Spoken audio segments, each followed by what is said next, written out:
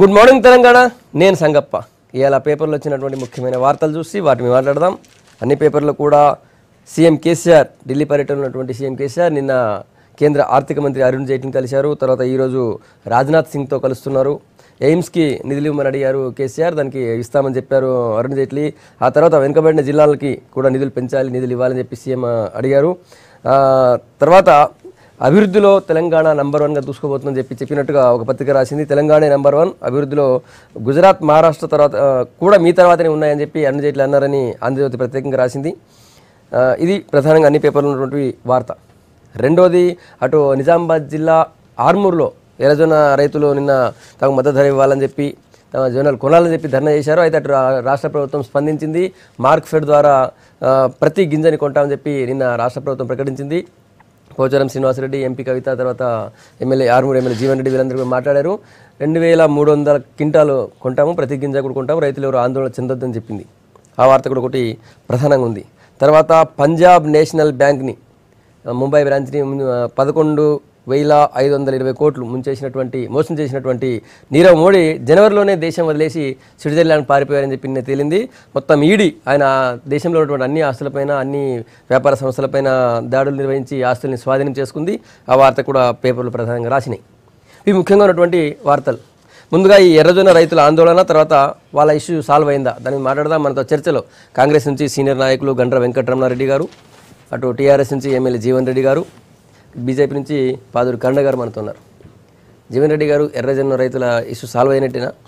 వాళ్ళు అడిగినంత ఇచ్చినారా? ప్రధానంగా అంటే గత చరిత్రలో ఎప్పుడు లేనంత విధంగా నేను రేట్ ప్రకటించింది ఏదైతే ఉందో, ఇది ఎర్రజొన్నలు అనేది ఆర్మూర్ ప్రాంతంలో చాలా ఫేమస్ సార్. గతంలో ఆల్ ఓవర్ ఇండియాలో ఎర్రజొన్న రైతుల సీడ్ ఏదైతే ఉందో అది ఆల్ ఓవర్ ఇండియాలో ఇక్కడ నుంచే సప్లై అవుతుంది. అట్లాంటిది ప్రధానంగా మా ప్రాంతంలో దాదాపుగా 50,000 ఎకరాల్లో 5 నుంచి 6 లక్షల క్వింటాల వరకు దిగుబడి ఉంటుంది సార్ ప్రతి సంవత్సరం.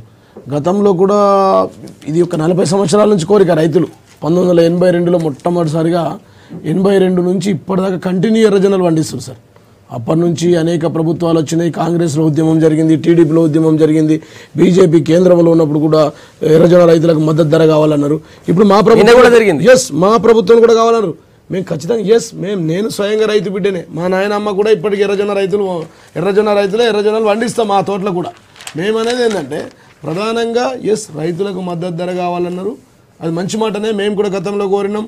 రైతులకు ఒక మంచి మినిమం ప్రైస్ కావాలి. కానీ రైతు మద్దతు ధర అనేది పూర్తిగా కేంద్ర ప్రభుత్వం ఆధీనంలోని అంశం.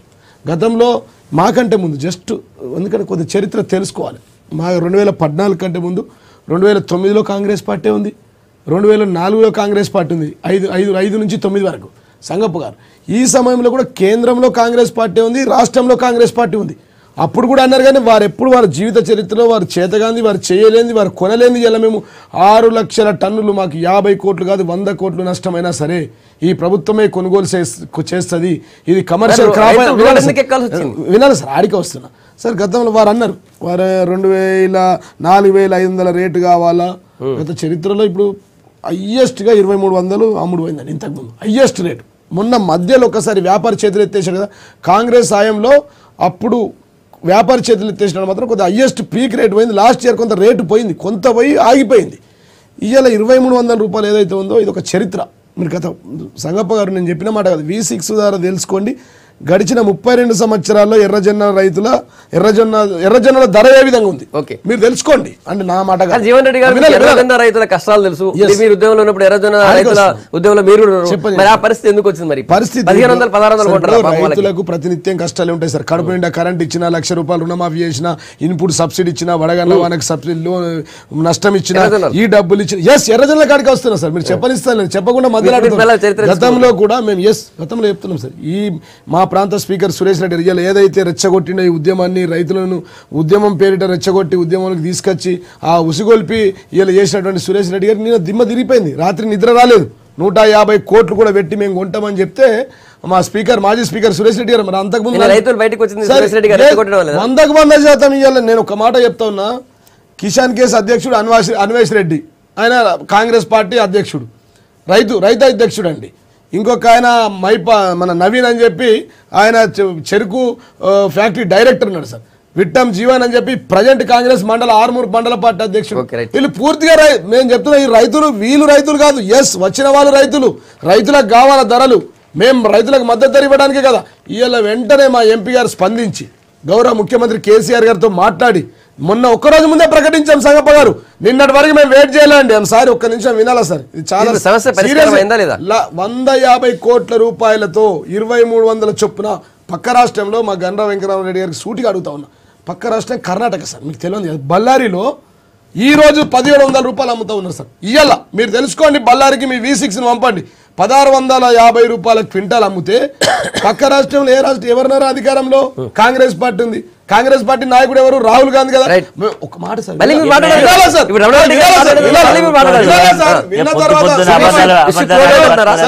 నిన్న మొన్న ఉద్యమం జరిగింది, ప్రజలకు సమాధానం చెప్పాలని నేను ఒక బాధ్యత జనరల్ డిస్కషన్ లెక్క సార్. పక్క రాష్ట్రంలో బళ్ళారిలో 1700 ఉంది, ఆ రాష్ట్రంలో కాంగ్రెస్ పార్టీ ఉంది. మీరు ఇవ్వండి 2300, మీకు దమ్ముంటే ఆడ 3.5 లక్షల క్వింటాలు ఉన్నాడు, ఇవ్వండి. మేము ఇస్తున్నాం కదా, ఇయ్యాలా. మా గౌరవ ఎంపీ గారు కవిత మేడం గారు సీఎం గారితో మాట్లాడి, ఆయన ఆరోగ్యం బాగలేక ఢిల్లీలో ఉన్నప్పటికీ, పంటి ఆపరేషన్ జరిగినప్పటికీ అక్కడ మాట్లాడి ఇమ్మీడియట్ గా రైతులు రోడ్ల మీకు రావద్దు వాళ్ళు మాట్లాడదని ఒక్కరోజు ముందే ప్రకటించాం. సంగప్ప గారు మీ V6 లో కూడా లైవ్ వచ్చింది, నిన్న స్క్రోలింగ్ వచ్చింది, నిన్ననే ప్రకటించినాం. ఎర్రజొన్న రైతుల ప్రతి గింజ కొంటాం, కొనే బాధ్యత ప్రభుత్వం అని చెప్పారు. ఎంపీ గారు చెప్పారు, హరీష్ రావు గారు చెప్పారు. చెప్పిన తర్వాత కూడా ప్రజలను రెచ్చగొట్టి రోడ్ల మీకు తీసుకొచ్చారు. వచ్చిన తర్వాత మళ్ళీ సాయంత్రం మీద ప్రెస్ మీట్ పెట్టి గౌరవ మంత్రివర్యులు హరీష్ రావు గారు ఆదేశాల మేరకు గౌరవ ముఖ్యమంత్రి కేసీఆర్ గారు చెప్పిన తర్వాత మా మంత్రి పోచారం శ్రీనివాస్ రెడ్డి గారు, మేము మా ఎమ్మెల్యేలు ప్రశాంత్ రెడ్డి గారు, అదేవిధంగా మా ఎంపీ కవిత గారి ఆధ్వర్యంలో నిన్న మేము ఇస్తామని ఒప్పుకున్నాం. దీక్ష కూడా లేదు. కాంగ్రెస్ సార్ ఆ ముగ్గురు కూర్చున్న నాయకులు ఇలా ఫోటో తీసి చూపిస్తా మీకు. ఆ ఫోటోలో ఉన్న వాళ్ళు కాంగ్రెస్ వాళ్ళ కథ చూడండి. నిన్న వచ్చిన రైతులు మాత్రం రైతులు, ఉద్యమమే, రైతులే. జీవన్ రెడ్డి మాట్లాడితే నాకు గొంతు కూడా బాగాలేదు కొంచెం. ఇప్పుడు రైతులు రోడ్డు మీదకి వచ్చే పరిస్థితి ఎందుకు వచ్చింది? ఇవాళ కాదు అది, ఇంతకంటే నిన్నేమో రైతులు మొన్న ఒక 2-3 రోజులు 4 రోజుల కంటే ముందు కాంగ్రెస్ పార్టీ ఆధ్వర్యంలో ఒక సభ కూడా పెట్టడం జరిగింది. దానికి బట్టి విక్రమార్క అక్కడ ఉండే స్థానిక నాయకత్వం అంతా కూడా పోయింది. ఈ సమస్య చాలా జటిలంగా ఉంది. అక్కడ ఎర్రజొన్నలు పండించినటువంటి రైతులను పట్టించుకునే పరిస్థితి లేదు. అదేవిధంగా మన పశువు పరిస్థితి అదే రకంగా ఉంది. రైతులు ఆందోళనలో ఉన్నారు. ఆదుకోవాల్సిన పరిస్థితి ఉంటే కూడా ప్రభుత్వం నిర్లక్ష్యంగా వివరిస్తూ ఉంటే, నిన్న రైతులు స్వచ్ఛందంగా రోడ్డు మీదకి వచ్చిన తర్వాత ఈ పచ్చకండు వేసుకొని అయితే మా జీవన్ రెడ్డి ఎమ్మెల్యే అయ్యిండు ఆ రోజు, ఇదే రీజనల్ అంశాన్ని తీసుకొని ఆ రోజు రైతులు రెచ్చగొట్టి వారు పాపం ఎమ్మెల్యే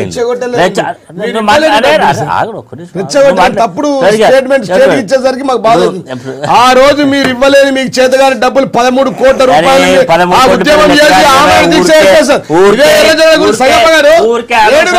మాట్లాడకు నువ్వు 7 రోజులు ఆమరణ దీక్ష చేసిన వాస్తవం కదా? మీరు చెప్పండి, మీరు విప్పుగా ఉండే అప్పుడు అది ఒక ప్రైవేట్ స్పీకర్ గా ఉండే. అవును ఉంటేంది ఆ రోజు ఇదే వ్యవస్థ. ఆ రోజు కొన్నది ఎర్రజొన్నల్లో ఎవరో వ్యాపార సంస్థ కొన్నది, అది గవర్నమెంట్ ఇవ్వాల్సిన డ్యూస్ కాదు.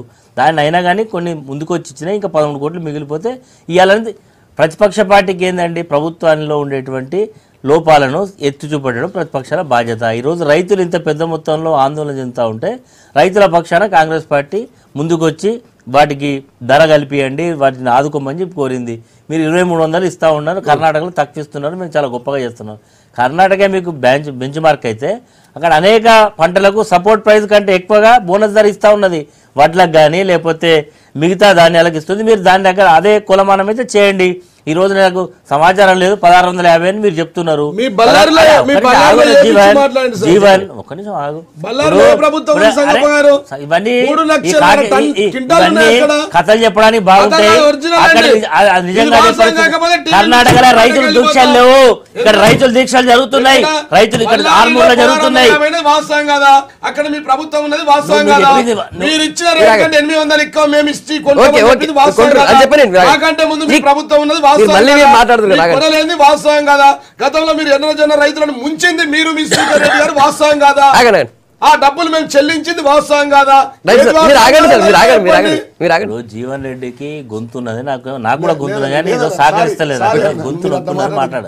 ఈరోజు వారు చెప్తా ఉన్నారు వారు అద్భుతమైన పరిపాలన చేస్తూ ఉన్నామని. ఈ రాష్ట్రంలో మిర్చి రైతులు రోడెక్కితే దిక్కుండదు, ఈ రాష్ట్రంలో పత్తి రైతులు రోడెక్కితే దివాణం ఇది ఉండదు, ఈ రాష్ట్రంలో కందులు పండించిన రైతులు కందులు కొనకపోతే దీక్ష రోడ్డు మీదకి వస్తే పట్టింపు ఉండదు. మొన్ననే వరంగల్లో ఒక పత్తి రైతు చచ్చిపోయింది.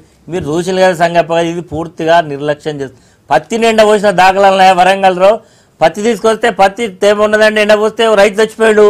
మొన్న ఈరోజు రైతులు మొత్తం కూడా ఈ ప్రభుత్వం పట్ల పూర్తి అండ్రెస్ట్ ఉన్నారు. ఈరోజు ఎర్రజొన్న పండించే రైతు అయినా, మిర్చి రైతు అయినా, పత్తి రైతు అయినా, కందుల రైతులైనా, పసుపు రైతైనా అందరూ కూడా, ఎందుకంటే ఈరోజు నిర్లక్ష్యం పూర్తిగా రైతుల మీద ఉన్నది, పట్టించుకున్నటువంటి పరిస్థితుల్లో ఈరోజు రైతుల యొక్క ఉద్యమాలు రోడ్డు మీదకి వస్తూ ఉన్నాయి. దాన్ని అణచివేయడానికి 144 సెక్షన్ పెడతారు, ఎక్కడికక్కడ పోలీసుల ద్వారా నియంత్రించే ప్రయత్నం చేస్తారు. ఈరోజు నిన్న మేము అప్పుడు మీరు కాల్ చంపారు రైతులు బుల్లెట్లు దించిర్రు, 13.5 కోట్లు ఇవ్వకపోతే ఆ రోజు ముఖ్యమంత్రి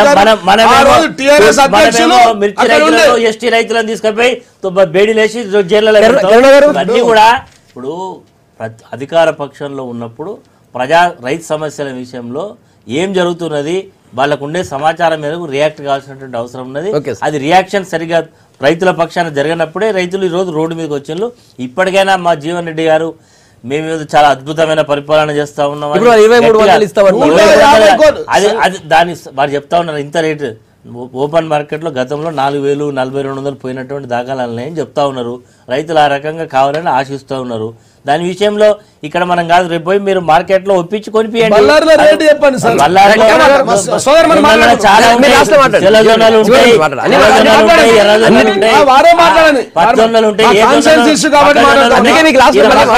చెప్తున్నాడు మొక్కజొన్నలు 1650. తెలంగాణలో రైతుల పరిస్థితి ఎట్లుందంటే కాలం వచ్చినా రైతుకే కష్టము, కరువు వచ్చినా రైతుకే కష్టం అన్నట్టుంది. పెంక మించి పొయ్యిలో పడ్డట్టుంది ఇవాళ పరిస్థితి ఎట్లుందంటే.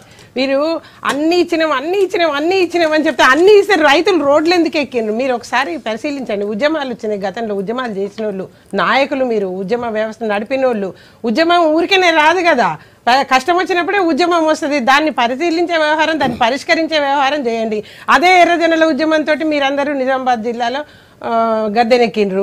ఇవాళ తెలంగాణ ఉద్యమంతో అయితేంది, ఎర్రజొన్నల ఉద్యమం. మరి ఎందుకు ఈ 4 ఏళ్ళు అయింది? 4 ఏళ్ళు అయిపోయింది, ఇంతవరకు దాని గురించి పట్టించుకోలేదు ఎందుకు, పరిష్కరించలేదు ఎందుకు? ఇప్పుడు ఇవాళ రుణమాఫీ చేసినామని చెప్తారు. రుణమాఫీ ప్రభుత్వ ఖాతాల్లో మాఫీ చేసినట్టుంది, రైతుల ఖాతాల్లో రుణం అట్లనే ఉంది. ఇన్పుట్ సబ్సిడీ కేంద్రం 800 కోట్లు ఇస్తే ఇంతవరకు ఎవ్వరికి మీరు చెప్పండి ఫలానా వాళ్ళకి ఇచ్చిన ఇన్పుట్ సబ్సిడీ అని. ఇంతవరకు ఇన్పుట్ సబ్సిడీ రూపాయి కూడా రైతులకు చెందిన పాపన పోలేదు. అట్లనే ఇవాళ కందులు మార్కెట్లో పెద్ద ఎత్తున కందులు కుప్పలు ఉన్నాయి. రైతట చిక్కిపోతున్నా, కందులట చిక్కిపోతున్న పరిస్థితి. ఎండలకు అసలు కందులు మొత్తం దళారీ వ్యవస్థ ఏర్పడి, నిన్ననే నల్గొండ మార్కెట్, సూర్యాపేట మార్కెట్, అవన్నీ మార్కెట్లు చూసి వస్తే దళారీ వ్యవస్థ అక్కడ రాజ్యం వెళ్తా ఉంది. మద్దతు ధర ప్రకటించిన మద్దతు ధరే అక్కడ అమలయ్యే పరిస్థితి లేదు. ఇవాళ మద్దతు ధర ప్రకటించిన తర్వాత కందుల గురించి రాష్ట్రీయరే బాగుపడి అంటే ఇమీడియట్ గా కేంద్రం స్పందించి, హరీష్ రావు గారి స్టేట్మెంట్ కి స్పందించి 5,000 రూపాయలు మద్దతు ధర ప్రకటిస్తే ఇవాళ అది అమలయ్యే పరిస్థితి లేదు. ఆడ 3,000కు 2,500కే టన్ను కొంటున్నారు, 5,000కు ఉంటే అక్కడ క్వింటాలు. ఆ రకంగా వ్యవస్థ భ్రష్టు పట్టిపోయింది. మీరు అది పరిష్కరించుకోండి.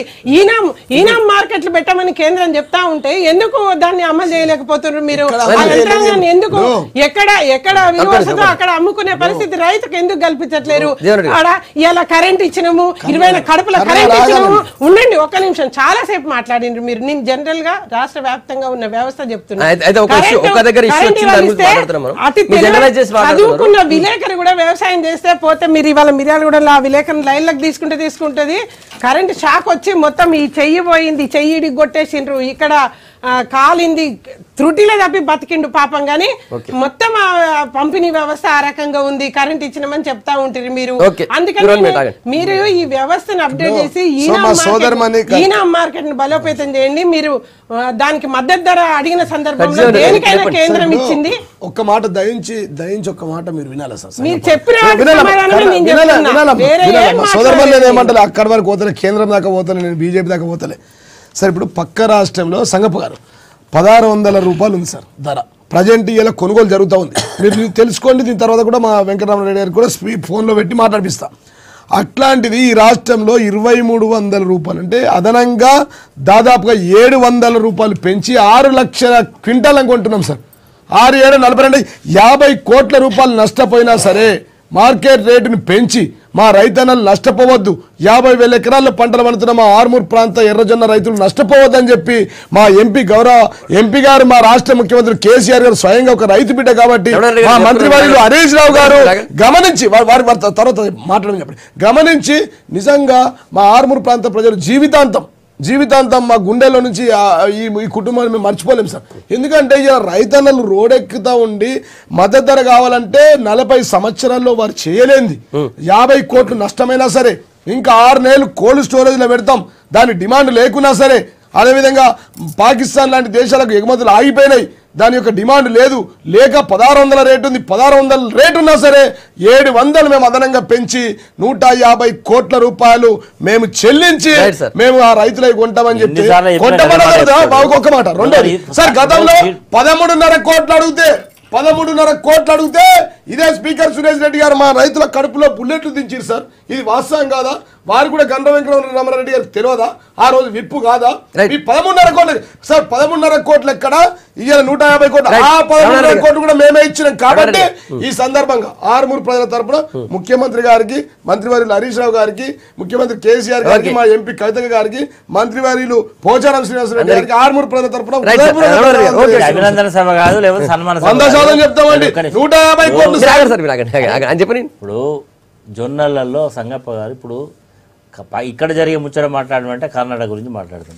జొన్నలలో మొక్కజొన్న, కొనుగోలు చేయలేము, తెల్లజొన్న, ఎర్రజొన్న, పజ్జొన్న ఇట్లా అనేక రకాలు ఉంటాయి. నేను చెప్తున్న ఈరోజు మా కర్ణాటక రాష్ట్రంలో రైతు పండించినటువంటి వరికి కానీ, కందులకు కానీ, పెసలకు కానీ, అదేవిధంగా మిర్చి కానీ అక్కడ ఒక రేటు ఉంది, బోనస్ రేటు కూడా ఇచ్చుకుంటా ఉన్నది. మీరు అదే పద్ధతిలో కొనండి. ఈరోజు అక్కడ మరి మీరు చెప్పేది ఏ జొన్న రేటు 1600, మరి 1600 2300 ఇస్తేనే రైతులు సరిపోదని గగ్గోలు పెడతా ఉంటే మరి అక్కడ రైతులలో ఉద్యమం జరగడం లేదు, అక్కడేమో రోడ్డు మీదకి రాలేదు. ఇక్కడ రోడ్డు మీదకి వచ్చిండ్రు. నాకు తెలిసి ఈ ఎర్రజొన్నలు తెలంగాణ ప్రాంతంలో ఆర్మూరు, బాలకొండ ఈ ప్రాంతంలోనే ఆ ఏరియాలో పండిస్తారు. మరి మీరు బీదర్లో వండిన అంటూ కర్ణాటకలో ఎక్కడో వండి అంటారు. తెలంగాణ రాష్ట్రంలోనే పండిస్తారు, తెలంగాణ రాష్ట్రంలోనే పండిస్తారు. ఇది ఎక్కువ కూడా నిజామాబాద్ జిల్లా, పార్ట్ ఆఫ్ కొద్దిగా కరీంనగర్ జిల్లా ఈ ప్రాంతంలో పండిస్తారని నాకు తెలుసు. నేను కూడా రైతులు నేను అటు పోయినప్పుడు ఆ జొన్నలు కూడా చూసిన ఎట్లుంటాయి, ఎర్ర జొన్నలు ఏంది కథ ఏంది, ఎందుకంటే రైతులు ఒక ఇంట్రెస్ట్ తోటి చూడడం జరిగింది. ఇది కూడా ఎక్కడికో వేరే ప్రాంతాలకు ఎక్స్పోర్ట్ అవుతాయి, దీన్ని అక్కడ సీడ్గా వాడుకుంటారు అనేది నాకు సమాచారం. ఇది దానికి మీరు 2300 ఇస్తే రైతులు సంతృప్తికరంగా ఉందా లేదా, రైతులను సంతృప్తి పడాల్సిన బాధ్యత ప్రభుత్వం మీద ఉందా లేదా మీరు చెప్పండి. 2300 3 లక్షల టన్నుల మొక్కజొన్నలు ఈ ప్రభుత్వం కొన్నది సార్. కందులు 17 లక్షల టన్నులు ఈ ప్రభుత్వం కొన్నది సార్. సోయా 34,000 టన్నులు ఈ ప్రభుత్వం కొన్నది సార్. ఊరికేనే ఏం కొనలేదు,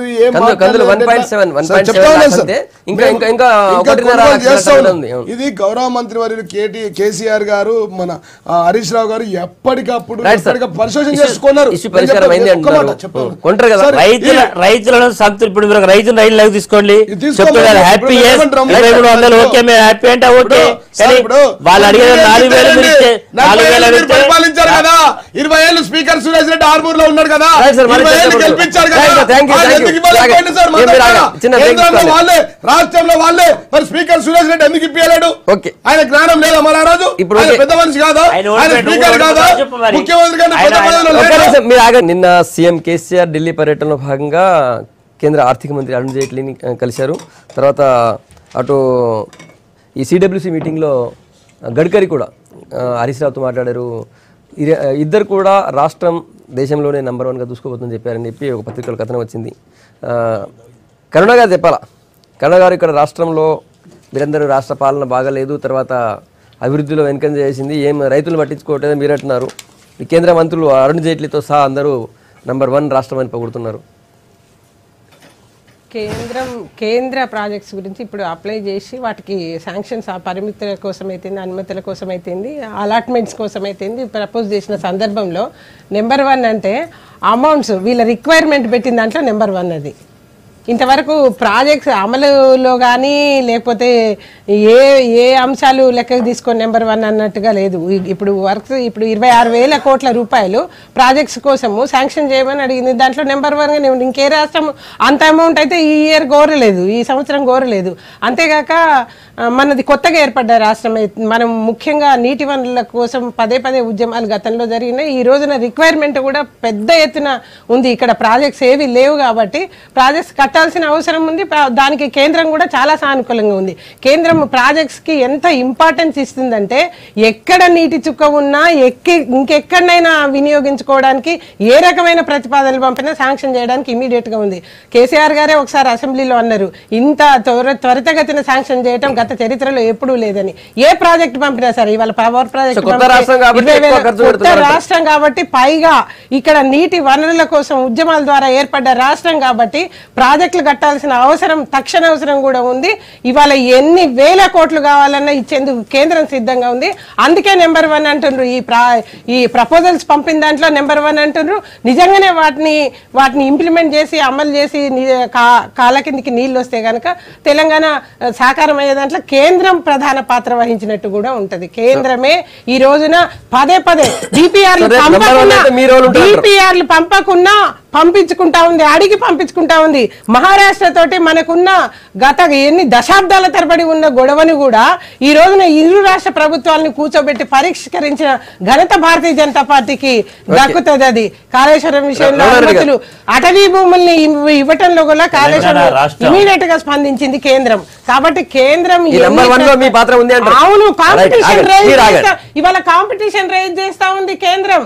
ఇవాళ ఇన్ని కోట్ల అనుమతులు తెచ్చుకుంటా ఉంది తెలంగాణ. మీరేం చేస్తున్నారని ఇతర మా ప్రాంత ప్రభుత్వాలను కూడా అడిగారు. తెలంగాణ రాష్ట్రం నెంబర్ 1 రాష్ట్రం అని అన్నట్టుగా ఒక పత్రికలో రాసినాయి. అది నిజంగా అనే పరిస్థితి ఉంటే అన్ని పేపర్లో రావాలి. ఒక దాంట్లోనే వచ్చింది, ఒకటి నాకు ఉండేటువంటి అనుమానం. అదేవిధంగా నిన్న మన రాష్ట్ర ముఖ్యమంత్రి ఫైనాన్స్ మినిస్టర్ కలిసిన దాంట్లో నాకున్న సమాచారం, FRBM చట్టాన్ని సవరణ చేయాలి. ఈ రాష్ట్రంలో ఇప్పటికే నేను పేమెంట్స్, కాంట్రాక్టర్లకు పేమెంట్స్ విషయంలో కానీ రేపు 4,000 ఇవ్వడానికి కూడా ప్రభుత్వం దగ్గర డబ్బులు లేవు. ఆ డబ్బుల కొరకు అప్పుగా కొరకు అడగడం కొరకు పోతున్నట్టుగా FRBM చట్టాన్ని సవరిస్తే దానివల్ల లోను వెసులుబాటు వస్తుంది.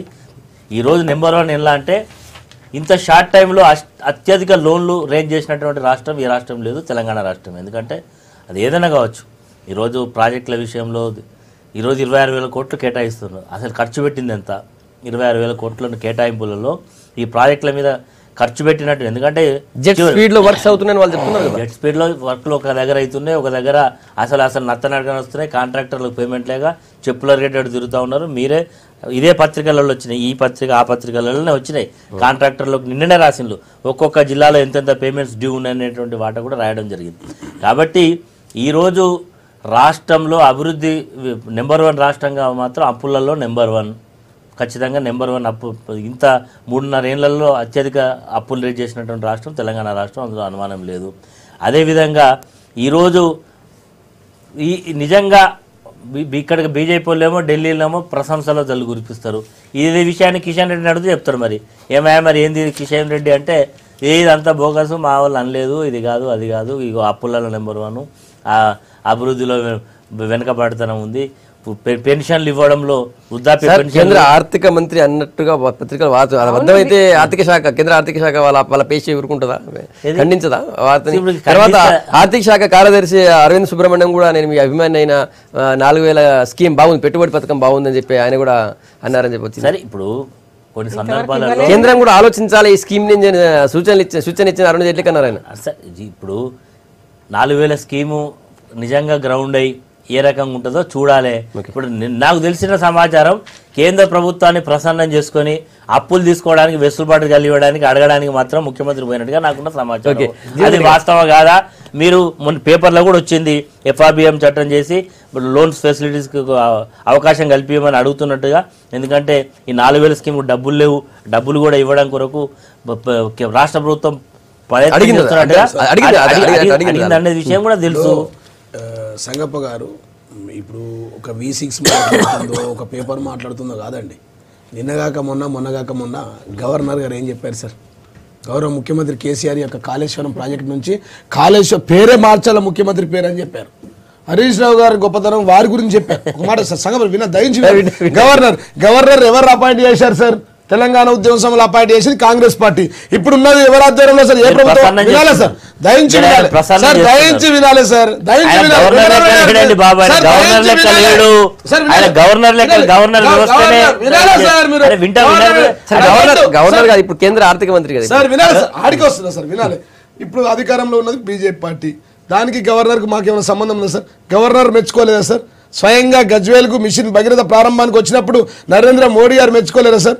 ఇలా ప్రధానంగా ఈ దేశ ఆర్థిక మంత్రి అరుణ్ జైట్లీ గారు నిన్న ముఖ్యమంత్రి ముంగట మెచ్చుకునేది వాస్తవం కదా సార్? మరి నితిన్ గడ్కరీ గారు మెచ్చుకునే వాస్తవం కదా సార్? మొన్న కేంద్ర జలసంఘం CEO ఎవరైతే ఉన్నారో కేంద్ర జలసంఘం అధికారులు వాళ్ళు వచ్చినప్పుడు వారు మాట్లాడింది కాదు సార్? మొన్న నాబార్డ్ బ్యాంకు నుంచి వచ్చినటువంటి నాప్కో ఎవరైతే అధికారులరో వారు మెచ్చుకున్న మాట వాస్తవం కదా సార్? ఇదిగాక 14 సర్వేలలో వచ్చింది వాస్తవం కదా సార్? పేపర్ సర్వేలు అన్ని ఎక్కడ చూసినా ఈ దేశంలో #1 సార్. స్వయంగా ఒక దేశ ఆర్థిక మంత్రి ఏం చెప్పారు సార్? అభివృద్ధిలో రాష్ట్రం దూసుకుపోతుంది, గుజరాత్ మహారాష్ట్ర తర్వాత మీ తర్వాతనే అని చెప్పాడు. స్వయంగా మోడీ గారి రాష్ట్రం కూడా సంగపర ఆలోచించవలసిన విషయం. ప్రభుత్వం బీజేపీది, ఆర్థిక మంత్రి బీజేపీ అయినా మోడీ గారు బీజేపీ. మేము చెప్తా ఉన్నాం ఎస్ ప్రధానమంత్రి అయినప్పటికీ వారి రాష్ట్రం కూడా మహారాష్ట్రం గారి తర్వాత అని చెప్పి ఆర్థిక మంత్రి చెప్తే ఎందుకు సరే వీళ్ళు మా కళ్ళల్లో ఆనందం చూడలేకపోతున్నారు కాంగ్రెస్ వాళ్ళు? అన్ని రకాలుగా మేము ఏది ఎస్ అంటే వాళ్ళు ఒక్కటిగా సార్ నీతి ఆయోగ్లో కూడా శాతం సార్ మీరు చెప్తారు 1,45,000 కిలోమీటర్ల నీళ్ళ పైప్ లైన్ ఏదైతే ఇస్తున్నామో ఇప్పటికే 1,20,000 కిలోమీటర్ పైప్ లైన్ అయిపోయింది. అది వచ్చిన తర్వాత 24 గంటల ఉచిత కరెంట్ దీంట్లో #1. ఈ రాష్ట్రంలో 29 రాష్ట్రాల్లో ఎక్కడ కూడా 24 గంటల ఉచిత కరెంటు రైతులకు ఇవ్వట్లేదు. కరెంటు ఉన్నది, కరెంట్ ఎక్సెస్ ఉన్నది కావచ్చు, కానీ ఉచిత కరెంటు రైతులకు ఇస్తున్నది మాత్రం ఈ రాష్ట్రం. #2 రుణమాఫీ 17,500 కోట్లు మాఫీ చేసింది కూడా ఎక్కడ? దాంట్లో కూడా #1 సార్. ఇలా రాష్ట్ర రెవెన్యూలో 18% పెరగడానికి #1 కదా సార్? ఎక్కడ సార్? సార్ రేపు మేము అంటాం ఇందాక పెట్టుబడి ఎట్లా తెస్తారో పెట్టుబడి ఎట్టిస్తారో మా గండ్రా వెంకటరామరెడ్డి గారు అంటున్నారే, మీరు బాధపడవలసిన అవసరం లేదు సార్. మే 15వ తారీఖు తర్వాత మేము 4,000 రూపాయల పెట్టుబడి చొప్పున 71 లక్షల మంది రైతులకు మేము పెట్టుబడి ఇచ్చిన తర్వాత కాంగ్రెస్ గాంధీ భవన్ కు టూలెట్ బోర్డు పడుతుంది. ఆల్రెడీ టీడీపీకి ఇప్పటికే టూలెట్ బోర్డు పడ్డది. ఎస్ మీ పార్టీలన్నీ టూలెట్ బోర్డు పడబోతుంది. ఇక వీళ్ళ మా సోదరమని అంటది ఇందాక కర్ణ గారు మాట్లాడుతూ మీరు రైతులకు మీరేం చేశారమ్మా? రైతులకు చేసిన పని మా బీజేపీ నాయకులను మా సోదరమని కర్ణ గారిని అడుగుతా ఉన్నా. 17,000 కోట్ల రుణమాఫీ చేసింది వాస్తవం కాదా? 25,000 కోట్ల రూపాయలతో చెరువుల పూడిక తీసింది వాస్తవం కాదా? 1,50,000 కోట్ల రూపాయలతో కాళేశ్వరం లాంటి ప్రాజెక్టులను కొనసాగిస్తుంది వాస్తవం కాదా? 450 కోట్ల రూపాయలతో ఇన్పుట్ సబ్సిడీ ఇచ్చింది వాస్తవం కదా సార్? నిన్న సార్ 150 కోట్లతో ఎర్రజొన్న 4,000 పథకం మీద 4,000 పెట్టుబడి సాయం పథకం మీద సార్ కేంద్ర ఆర్థిక 4,000 వరకు వస్తుంది సార్. అది గ్రౌండ్ అయినప్పుడు చూద్దాము అని అంటున్నారు.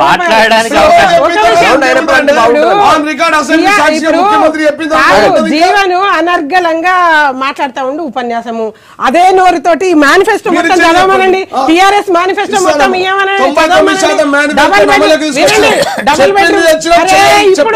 మాట్లాడేటప్పుడు కూడా నువ్వే ఇప్పుడు డబుల్ బెడ్రూమ్ ఇండ్లు ఇస్తామన్నారు. కేంద్రం 1,80,000 ఇండ్లకి ఇచ్చిన డబ్బు తీసుకుంది తెలంగాణ ప్రభుత్వం. ఇవాళ ఎక్కడన్నా ఎవరికన్నా ఇండ్లు ఇచ్చిందా చెప్పండి?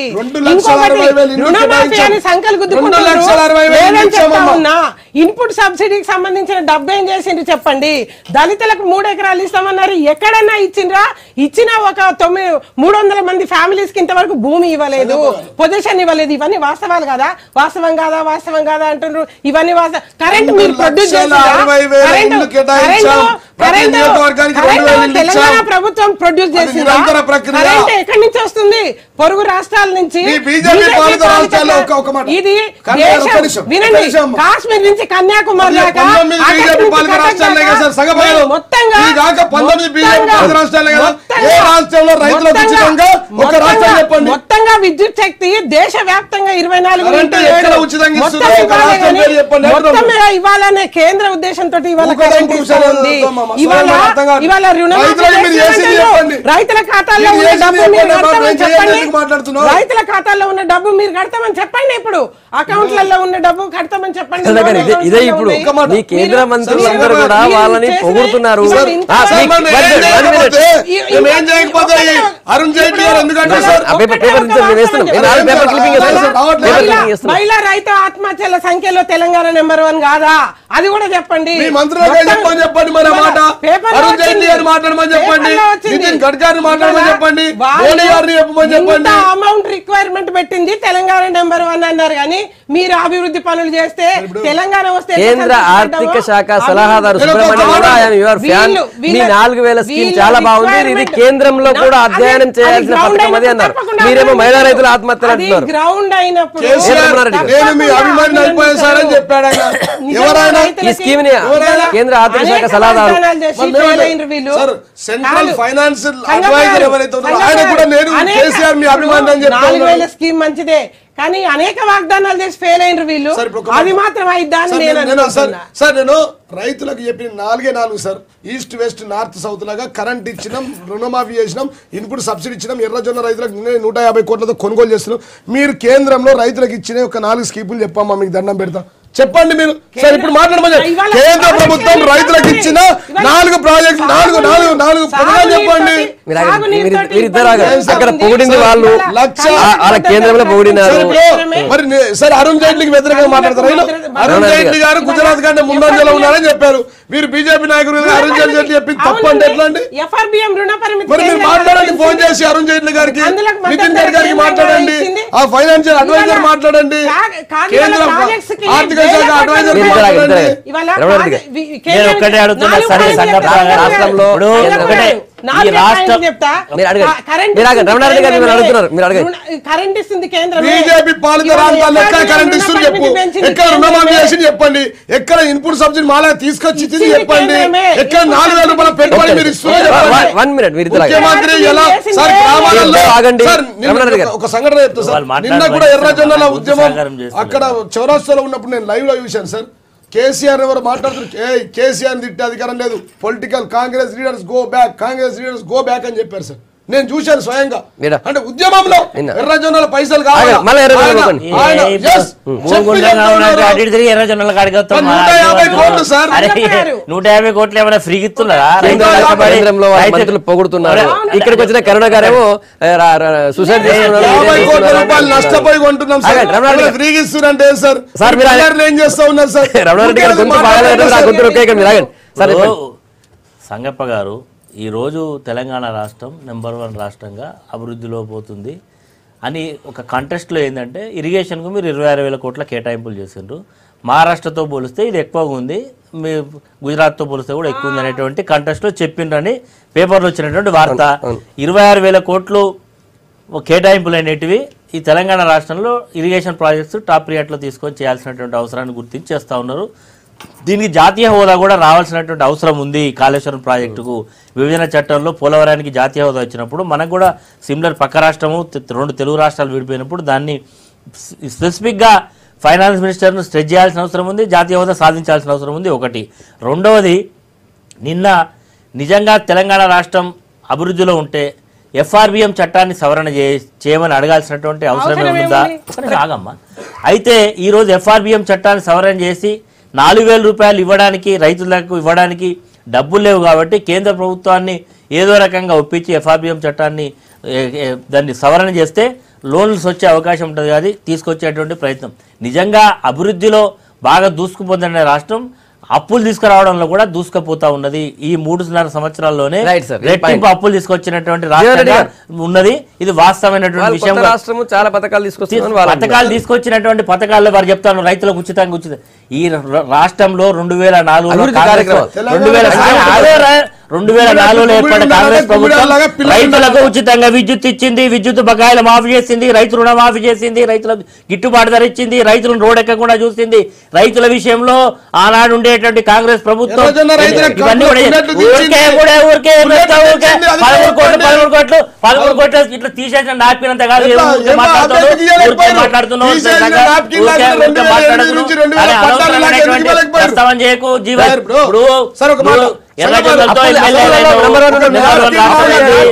చెప్పిన ఎర్రజొన్న బకాయిలను మీరు 2008 ఎందుకు ఇవ్వలేకపోయారు? నంబర్ 2 సార్, తెలంగాణలో గుమ్మిడాలు ఉండాలట, గుమ్మిడాల్లో కొడుకులు ఉండాలట. అంటే కుండల పువ్వ కుండలు ఉండాలి, కుండలాగా కొడుకు కావాలంటే ఎట్లయితుందండి? అప్పులు కావద్దు, కాళేశ్వరం కావాలా, మిషన్ భగీరథ కావాలా, రైతులకు పెట్టుబడి కావాలా, పింఛన్లు కావాలా.